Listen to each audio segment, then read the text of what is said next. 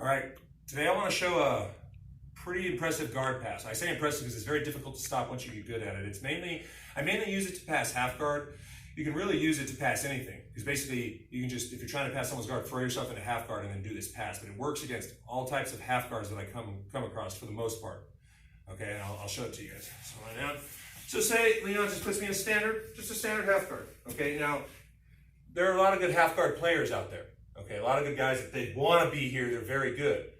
And there's a lot of ways to pass this, but there's one way that I do it is pretty much unstoppable. And I'm going to show it from different angles and different variations. So first things first, if I'm going to pass anyone in half guard, okay, this goes for anything. I have to control his upper body first. Because if I'm here doing this, he's open to sit up and attack me. So first thing when I'm in half guard, and how you control the upper body is preference. I tend to get under the arm, under the head, and flatten. Okay? But that's perfect. Sometimes you might not be able to get to their head, so you're going to have to do other things. Okay, and I'll show that. Control the upper body first, so this pass and most others won't work. So I'm in Leon's half guard, just a basic half guard, under his arm, under his head.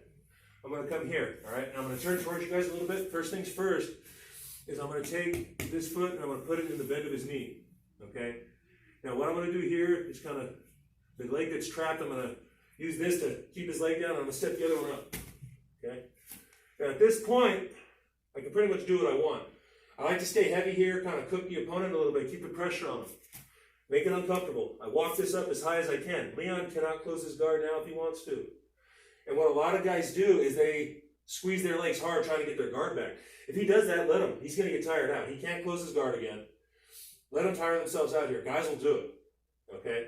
So I'm here, and then I'm gonna long step this leg back. Okay? And this is also acting as balance if he tries to bridge into me, because he can't go anywhere. And then now, here I am in cross-body side control. Okay, again, I'll show you guys the footwork from another angle. Locks me in a standard half guard. I can control the upper body any way I want. You can get double unders. That is preference, how you want to control the upper body. It's complete preference up to you. Control the upper body, flatten them out. Once I get this in, step this up high. Okay? He can't do anything. I'm going to keep my weight on him. And I'm going to long step and come here. Okay?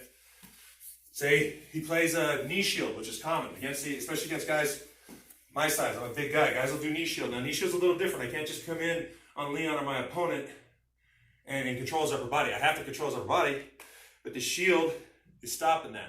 So what I'll do from here sometimes, if he has knee shield, I'll come in here, I'll reach through and I'll kind of grab, right?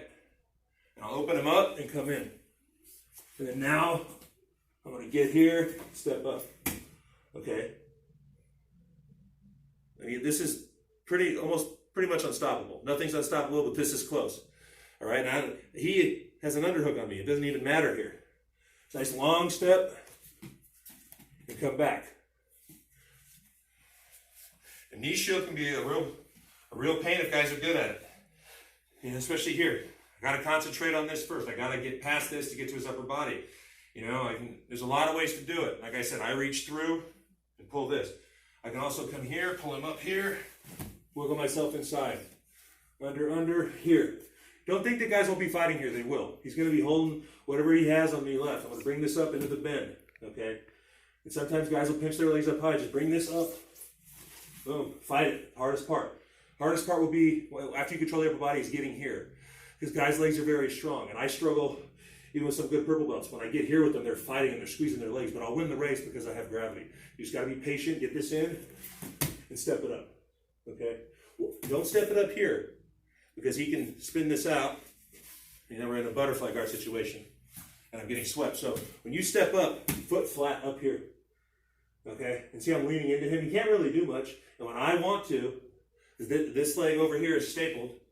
When I'm ready, I backstep and I pass. Okay? Another variation, lockdown. Lockdown is a real annoying part of half guard. Stretch it out. Guys do that? Oh man, so mean. And I use this all the time. It's a great variation of half guard. Use it all the time to sweep guys. I can still use this pass from there, but I have to get this first. So I'll turn a little bit so you guys can see it. Since his focus is a lockdown, I'm going to control his upper body. Okay? And how, like I said, I can't reiterate this enough. How you control the upper body is up to you, but it has to be controlled. You can go underneath both, under the head, under the arm like I do, because it's really good for shoulder pressure. You can underhook the near side, okay? They're all interchangeable, but you have to keep them flat, okay? So once you establish upper body control, you have to break the lockdown. What I do when I break the lockdown is I kind of leg curl the heel in towards my butt, and I step out, okay? And as soon as I lock it back down, okay, there's a lot of ways to do it. What I do is, like I say, I do a leg curl. I try to touch my heel to my butt, and I step out. Once that's there, come here, step it up as high as possible, okay?